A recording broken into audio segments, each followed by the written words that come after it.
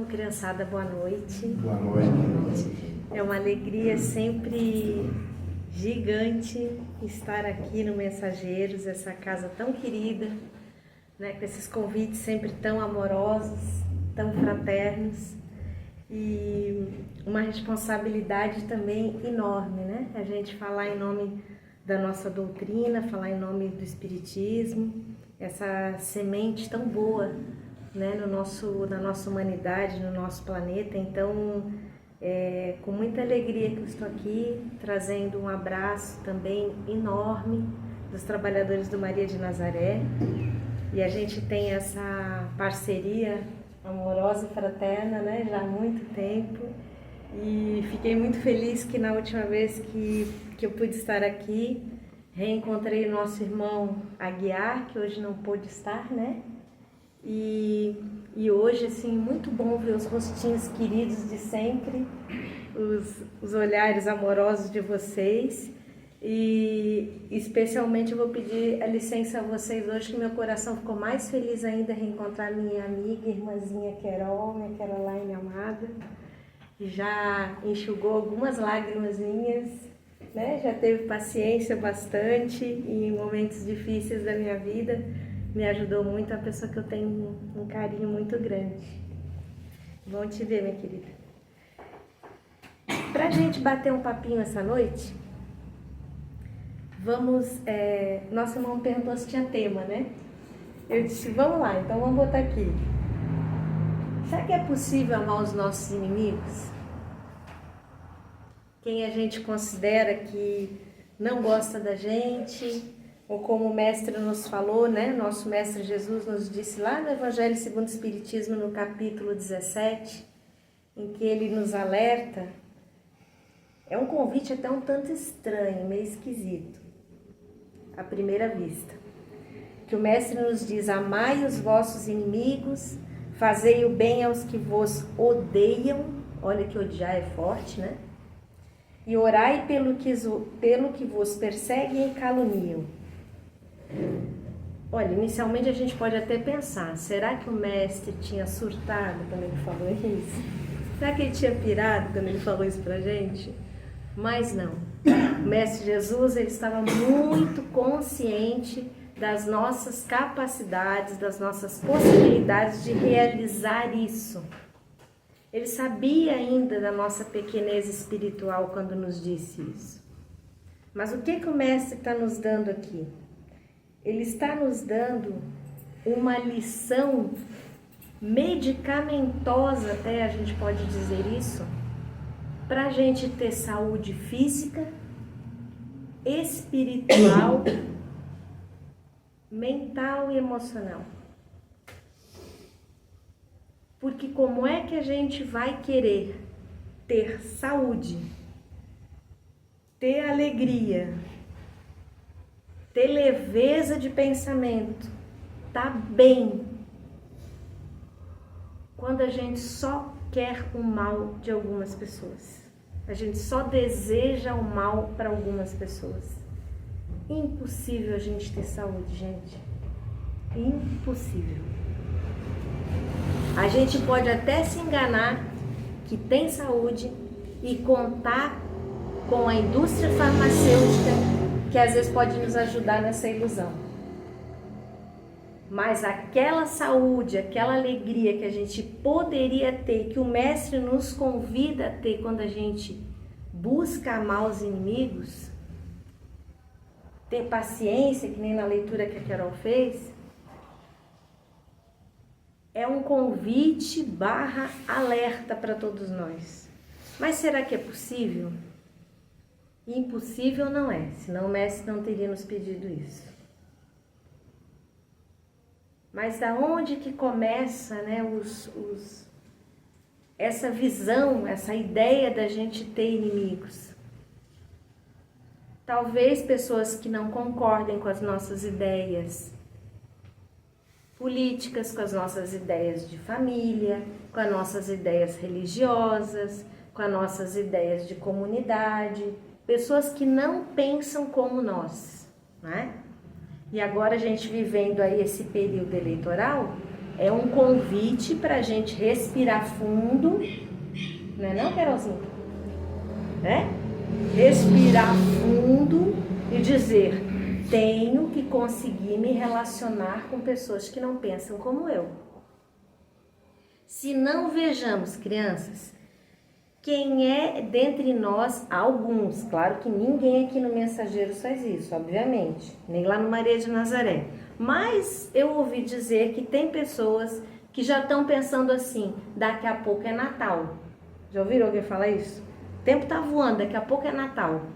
E já estão se arrepiando, pensando, meu pai, lá vem a festa em família. Vou ter que encontrar aquela pessoa que eu me esquivei o ano inteiro. Deu para dar desculpa o ano inteiro, mas no Natal fica feio socialmente a gente não ir, né?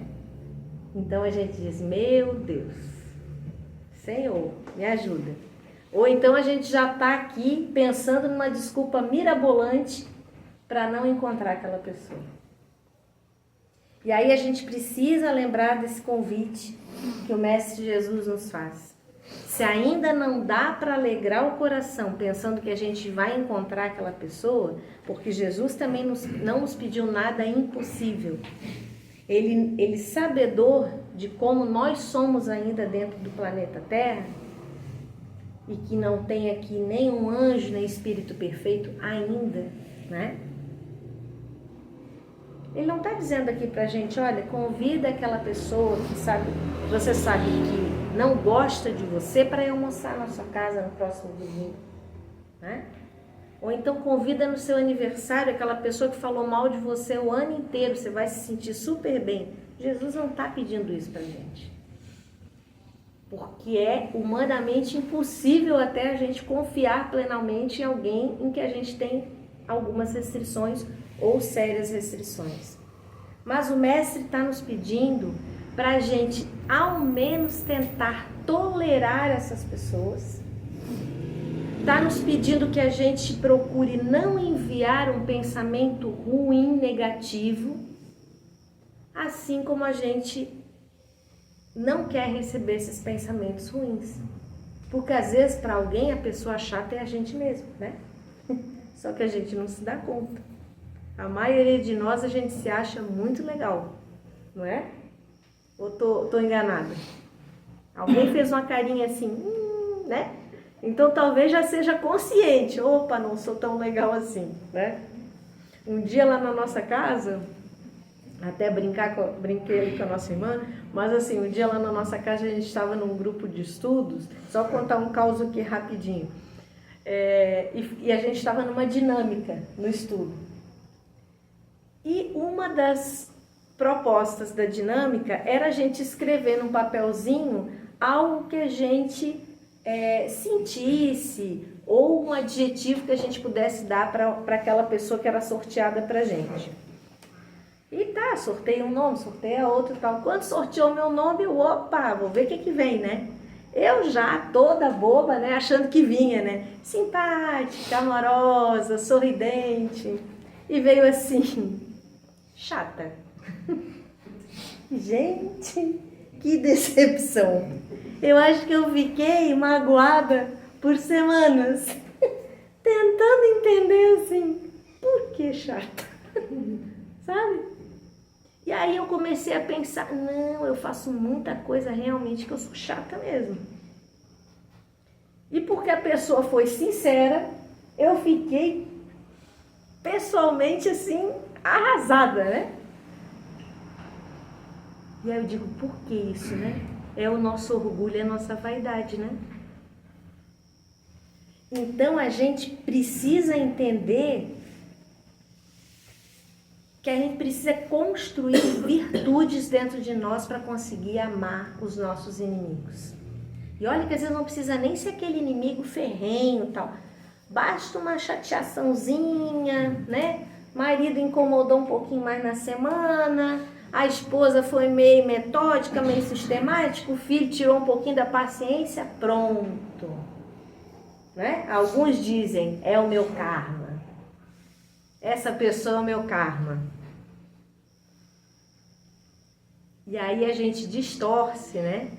vários conceitos, porque ninguém está no lugar errado, na família errada, nem no corpo errado, de jeito nenhum. A gente está no lugar certinho, onde a gente precisa estar, onde a gente vai aprender, onde a gente necessita estar. Porque ali, naquele núcleozinho, naquele laboratório pequenininho que é a nossa família, mas que depois vai se expandindo, né? Para os amigos, para os vizinhos, colega de trabalho que vira amigo, e para a comunidade, a gente vai crescendo a nossa família, né? E aí a gente vai aprendendo, estudando a doutrina, que no lar estão ali os afetos e desafetos. São pessoas com quem eu tenho que aprender e a quem eu posso ensinar alguma coisa. Então, por vezes, somos companheiros de erros, mas também encontramos muito companheiros de acertos.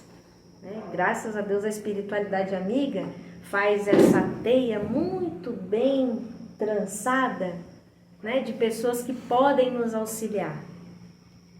E aí é preciso que a gente construa virtudes.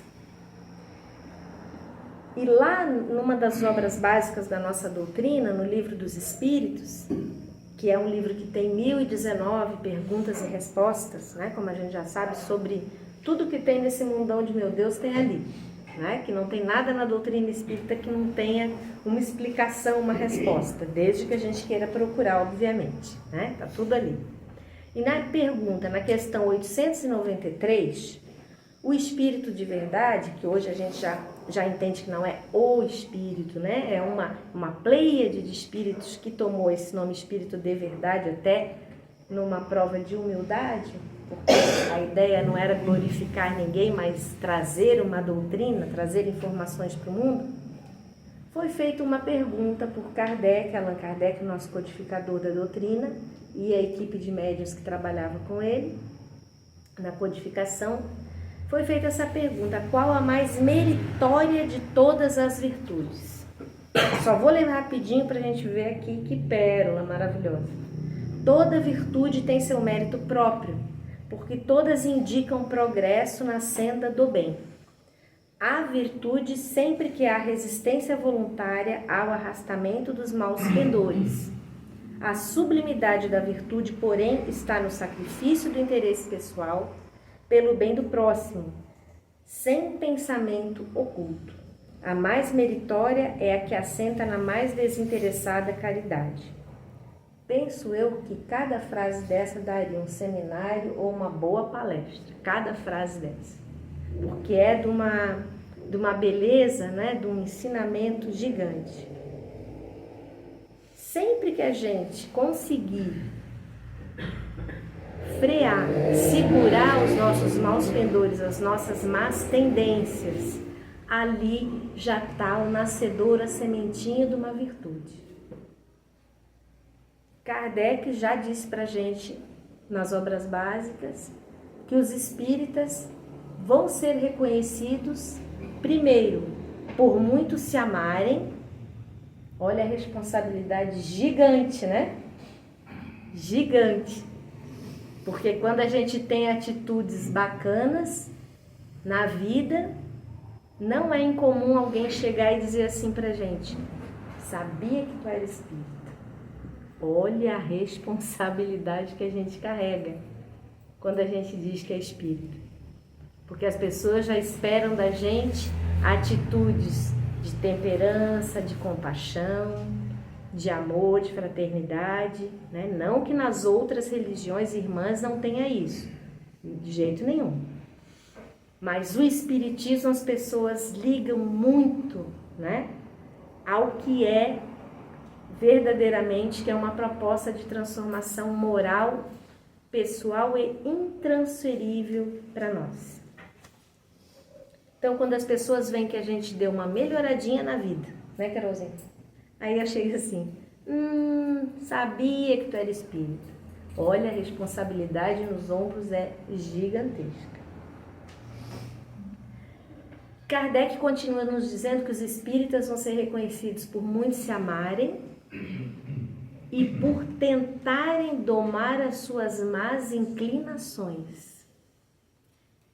Então, gente, a gente costuma brincar que se o centro espírita dependesse de pessoas perfeitas, fechava tudo, não fechava, gente? Fechava, né? Não sobrava um. Porque a gente está aqui tentando se melhorar. Aproveitando a oportunidade, agarrando ali, ó, firmezinha a oportunidade que a gente está tendo de se melhorar. Eu digo que não é fazer o bem pelos outros, não. Desculpa, eu acredito aqui, aí é a Anice e a Janice falando isso, não é a doutrina. Mas eu acredito que trabalhador espírita que acha que está vindo para sua casa de trabalho para fazer o bem pelos outros, ainda está iludido. Eu acho que a gente vem para fazer bem por nós mesmos. Em primeiríssimo lugar. Por quê? Porque nós somos os primeiros beneficiados de tudo que nos chega dentro da casa espírita. Se não, vejamos os passistas. Nós ainda, matéria animalizada que somos, né? Esse nosso escafandro aqui, carrega a gente como espírito. Para vir aquela energia maravilhosa, sublimada da espiritualidade e chegar a cada um de nós ali sentadinho nas nossas cadeirinhas, precisa ainda de um passista. Que também com aquela matéria ainda mais grosseira, digamos, né? Como a espiritualidade às vezes fala, para aquela energia chegar até nós. E passa por quem primeiro a energia para chegar na gente? Passa pelo passista. Então ele é o primeiro a receber aquela energia maravilhosa. Então por isso que eu digo que a gente não pode se iludir. A gente não está vindo fazer o bem para ninguém, não. A gente está agarrando a oportunidade de se melhorar. E ela está aí para todos nós. Com essas mensagens, esses ensinamentos que Jesus dá para a gente, que a espiritualidade amiga nos dá, para que a gente se melhore. E quando eles nos falam aqui da sublimidade, né, da caridade, das virtudes, que a gente deixa um pouquinho de lado o interesse pessoal, pelo bem do próximo e sem pensamento oculto, olha, tem um trecho de um capítulo no Evangelho que eu particularmente sou fã, adoro, que é um trechinho tão pequenininho, mas tão importante que eu gosto muito de ressaltar. No capítulo 13, não saiba a vossa mão esquerda o que dá a mão direita, a gente tem ali o alerta para que a gente faça o bem sem ostentação, né? Tem algumas traduções que dizem, eu acho um barato, não trombetear nos telhados o bem que a gente faz, né? Que às vezes é o mínimo. Gente, a gente faz às vezes o mínimo e a gente fala tanto daquele mínimo, né? Eu lembro também uma outra história, eu gosto de ficar, sabe, as coisinhas que acontecem na vida, eu gosto de ficar matando para tirar o que tem de bom ali para dizer, Janice, aproveita a oportunidade, aprende, né? Uma vez um senhor chegou para mim e falou assim, que ele tinha ido numa plantação de bananas para pegar um cacho de banana para ele e pegou um para o pai dele. E aí ele fez questão de me dizer assim, Nisso, o maior eu dei para o meu pai, porque não dá, né? Só uma pessoa boa tinha que dar um pedaço maior para o meu pai. E eu pensei, Jesus, o homem que está medindo o amor em bananas. Tá danado, não é? E nós somos assim, né? Nós ainda somos assim. A gente faz um pouquinho assim e quer ser reconhecido um montão. E quando a gente não é reconhecido, a gente ainda fica chateadíssimo com a pessoa. Puxa, fiz, né? Nem deu bola. Caramba. E no Evangelho, nesse mesmo capítulo, diz assim, que há pessoas que fingem que são hipócritas e fingem querer que ninguém descubra o bem que elas façam. E quando alguém descobre, elas dizem, não era para você ter descoberto. Mas lá no fundinho a gente fica feliz da vida que a pessoa descobriu.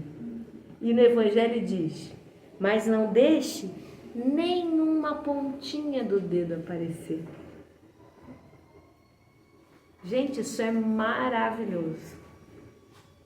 Porque trabalha a falsa modéstia, né?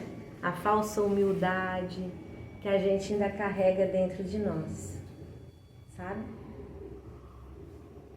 Falo de cadeira. Quando eu cheguei no Maria de Nazaré, toda desequilibrada, toda destrambelhada das ideias, sabe? Custou para entrar nos trilhos, mas entrei.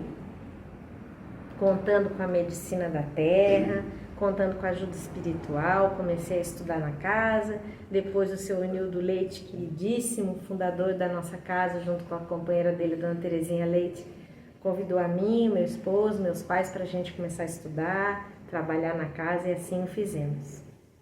Quando eu comecei a dar uma melhoradinha, tô um dia lá eu com a vassourinha na mão, como vários trabalhadores faziam, e uma pessoa chegou de carro para pedir uma informação. Quando ela desceu e me viu, na hora veio aquele pensamento: como que ela vai saber que eu que fiz a palestra? Na mesma hora, graças a Deus, o meu anjinho guardião falou: olha a vaidade, hein, minha irmã? Continuei varrendo bem quietinha, né? Então a gente é testado todos os dias, em todos os momentos.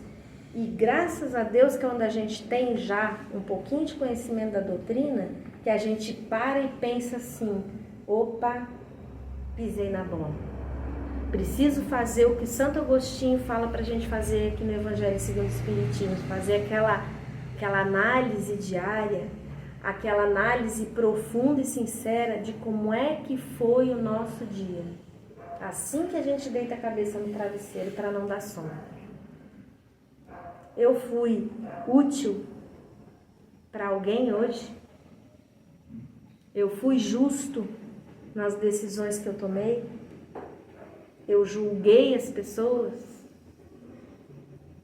Será que se alguém tivesse, me vendo fazendo aquilo que eu estou julgando que seja errado, também não acharia ruim o que eu estou fazendo?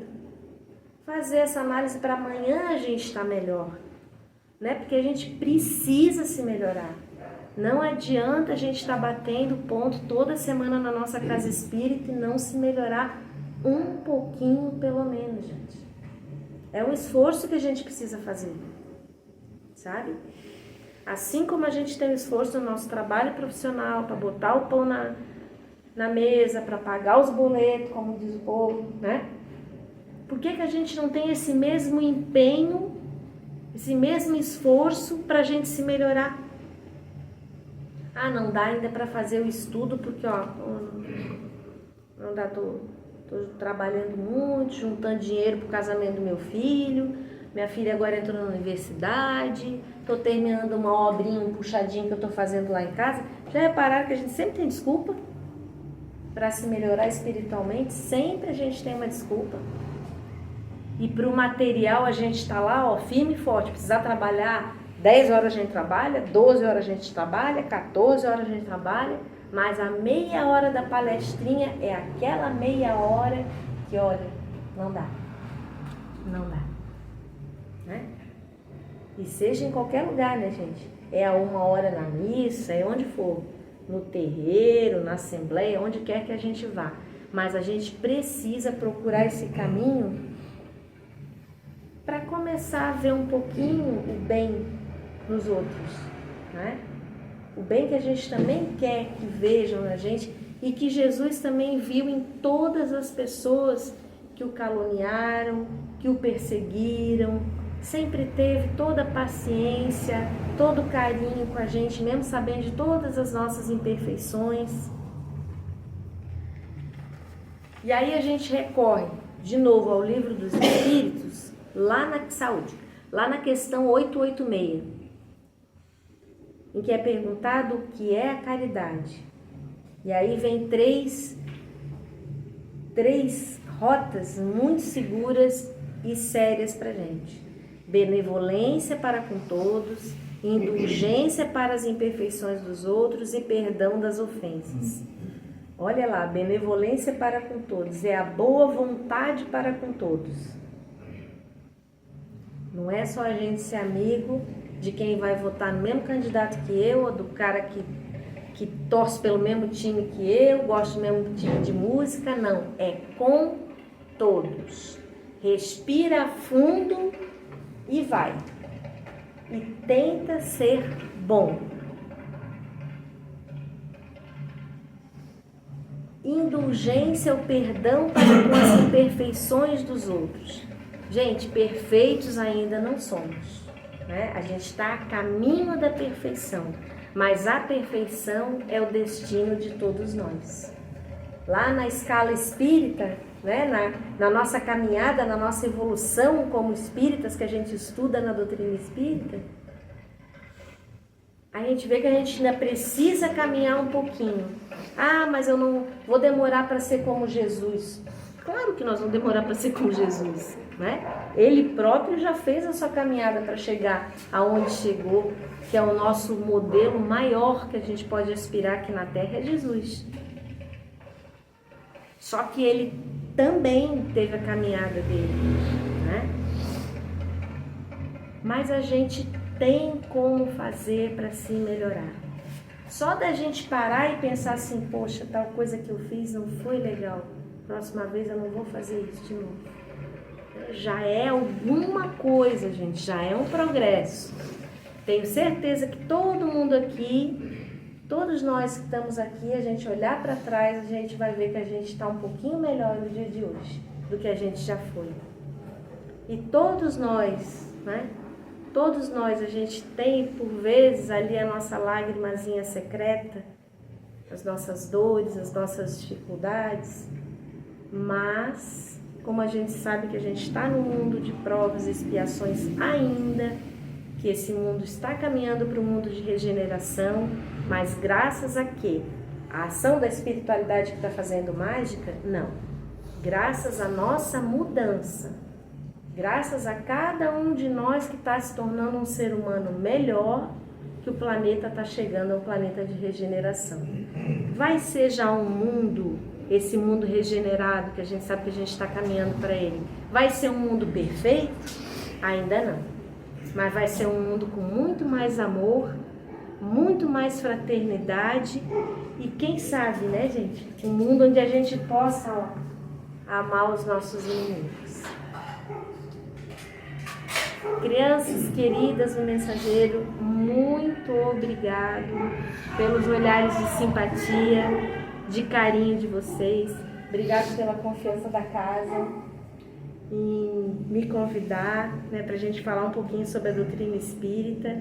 E o Mensageiro sempre me dá uma surpresa boa, né? Hoje também comprar a Carolzinha. Muito obrigada, gente. Que todos tenhamos um restinho de semana, né? Restinho não, começo, né?